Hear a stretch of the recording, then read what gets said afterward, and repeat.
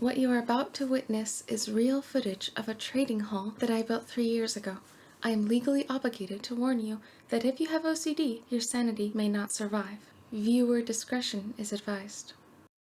Mojang wants to nerf villagers forever. If we don't speak up, no longer will you be able to kidnap a pair of villagers, bring them to your chosen base, and be set for life. Instead, just to get standard book trades, you'll be forced to move villagers up to thousands of blocks to get to and from 7 different biomes, breed them there, and then bring all of them back again. And then even after you've done all that, enchantment levels that you receive from them will be capped at 2 or 3, forcing you to spend much more time buying and combining books. And that's just the beginning of the changes outlined in the most recent 1.20.2 snapshot. Why on earth would they nerf trading so hard? Because, so they say, book trades are overpowered. Are they doing the right thing? Is this change long overdue? Or is it the worst thing that ever happened to Minecraft? To figure that out, let's dip into game-making theory for a little bit. Overpowered is when something removes gameplay by its very existence. It's like having a shortcut so you can jump to the end of a maze instantly, instead of walking through it and figuring it out yourself. You get to the end alright, but that removes the very reason you play the game. So, are they overpowered? Well, what part of the game did they remove? Ah, right, enchantment table spam, with a side dish of Anvil mathematics that literally requires an online calculator to do correctly. This is not fun or interesting gameplay. This is a tedium that we endure so that we can move on to the real game of Minecraft, creating what we want to create, or exploring, or farming. So, no. Despite what Mojang has said in their patch notes, max-level villager book trades are not overpowered. They don't allow you to skip any interesting part of gameplay, they just make the long grind to get fully enchanted less painful. As it is now, book trades are indeed well balanced in terms of work versus reward. With this snapshot, Mojang is proposing to fix a system that isn't broken. These changes would add an enormous amount of frustration and time that will clog up a perfectly balanced system and would actually make it underpowered. The work would not be worth the reward. But wait, if this is true, then what about all the complaints of villagers overpowered? People have said that for years. That's what's motivating Mojang to do this in the first place, right? I would say that the problem with villagers does indeed exist, but it's with villager trading in general, not book trades. Block trades, tool and armor trades allow players to skip actual gameplay and replaces gathering items with standing in a trading hall and selling sticks. These trades remove fun gameplay in return for boredom. That's why people say trading is OP. To fix this, maybe Mojang could reduce the number of blocks you can get per trade, or reduce the trades you can do per day, or just allow them to be cured once so you need more emeralds. These are all changes that will require you to play the game to solve them. You'd be motivated to gather terracotta manually, or get more emeralds by building a farm, etc.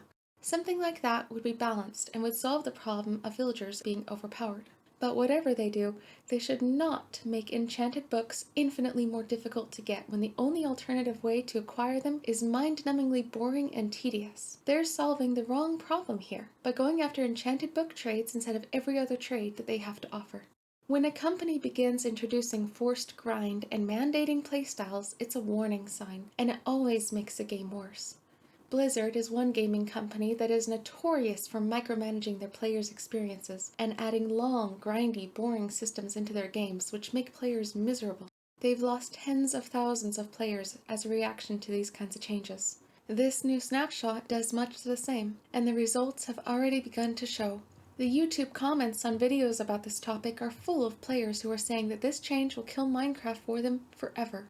And understandably so. No one should be forced to engage in a long, boring, tedious process just to acquire something as indispensable as enchantments in a sandbox game every single time they start a new world.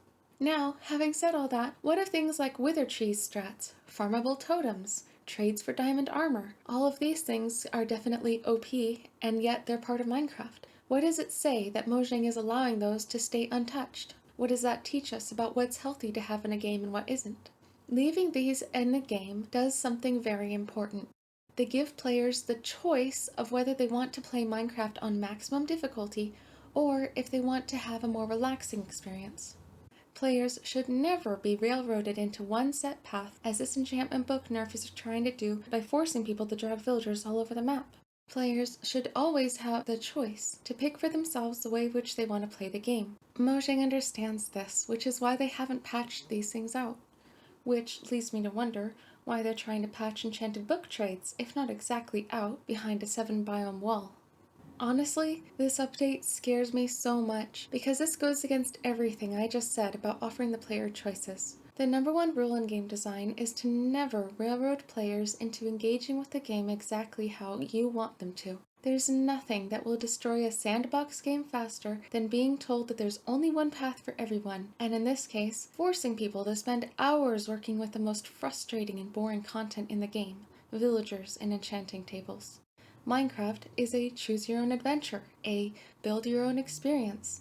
If you want to stay on a mushroom island and play on pseudo-peaceful mode, you can. If you want to build world eaters and destroy the planet down to the bedrock, you can. Freedom to choose your own path is literally the heart and soul of the game.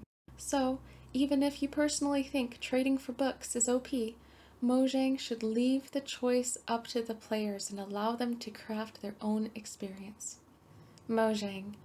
Instead of mandating villager purgatory for every player who wants to build a convenient trading hall at their base, please continue letting people make their own decisions about what they'll do and how they'll do it. If they think that spawning a wither in bedrock is unacceptable cheese, they're free to fight it in open air. If they think that trading for books is OP, currently they're free to work with enchantment tables or looting. That's how it should be. Keep it like this. Let people keep the freedom to decide for themselves how they want to play the game. This proposed snapshot would change that. It would remove one choice and mandate another, and would force every single player, whether they want to or not, to drag villagers from 7 different biomes all over the map and then do hours of Anvil mathematics every single time they make a new world. This is why people are quitting. You're hurting your own game by doing this. Villagers have already taken enough of our time and our sanity. Please, Mojang, leave us our freedom instead of nerfing something that's perfectly balanced and not actually overpowered at all. If you liked that video, be sure to subscribe for my follow-up on this topic that's coming soon. In the next one, I'm going to discuss the full list of changes in depth, describe the ripple effect of unintended consequences, and the enormous impact that this would have on Minecraft forever. Please share this video with your friends. The only way we can stop this is by giving Mojang the feedback they've asked for. Thanks for watching, and I'll see you next time. Bye!